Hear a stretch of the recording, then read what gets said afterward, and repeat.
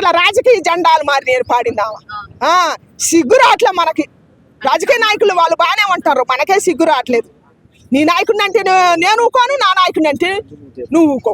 అట్లా జరుగుతుంది. ఇప్పుడు మన ఇద్దరం బాదుకుంటాం అన్నమాట, వాళ్ళ దాకా కాదు. మళ్ళీ జగన్ ఇప్పుడు పాదయాత్రకు వస్తా అంటున్నాడు. ఆయన బయటకు వచ్చినప్పుడు ఇద్దరు ముగ్గురు వస్తున్నారు. మళ్ళీ ఇప్పుడు రాష్ట్రం మొత్తం పాదయాత్ర చేస్తా. అసలు ఇద్దరు ముగ్గురు కాదమ్మా, వీళ్ళు ఇప్పుడు వీళ్ళు పరిపాలనలోకి ఎక్కినాక, నేను చెబుతాను, వీళ్ళు పరిపాలనలోకి ఎక్కినాక ఎన్నాళ్ళు లేవు ఈ కచ్చలు, ఈ రాజకీయాలు లేవు.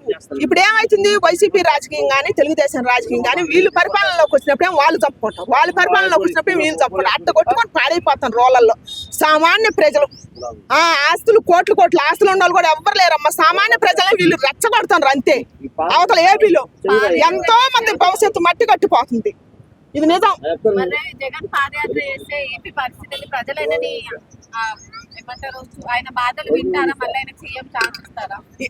చెబుతున్నగా నేను బాధలు ఇదేది. ఇప్పుడు వైసీపీ నాయకులు ఉండరు అవతల, ఇప్పుడు ఓడిపోయిన వాళ్ళు, వాళ్ళు సొక్కాలు చింపుకుంటారు, వాళ్ళ ప్రాణాలు తీసుకుంటారు. వీళ్ళు బాగానే ఉంటారు నాయకులుగా, వీళ్ళు నాయకులుగా నిన్న 100 ఏళ్ళు బతుకుతారు. వీళ్ళు కొడుకులు కానీ తండ్రులు కానీ వీళ్ళు రేపు వీళ్ళ మనవళ్ళు కూడా వీళ్ళ పరిపాలిస్తారు. ఎవరంటే మా మనవాళ్ళనే మనవాళ్ళు కూడా వాళ్ళు పరిపాలన చేస్తారు.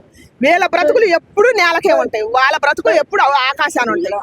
అందుకని దయచేసి ఈ సత్యం తెలుసుకోవాలని కోరుకుంటున్నా. అవతల ఏపీ ప్రజల్ని కొట్టుకొని చచ్చిపోతారు ఈ రాజకీయ జెండాల వల్ల. ఈయన పాదయాత్ర చేస్తే ఆయన పాదయాత్ర చేసి జనాలు చంపినాక వాళ్ళ శవాల మీద చేయమని రాజకీయ నాయకులు ఇద్దరిని పోయి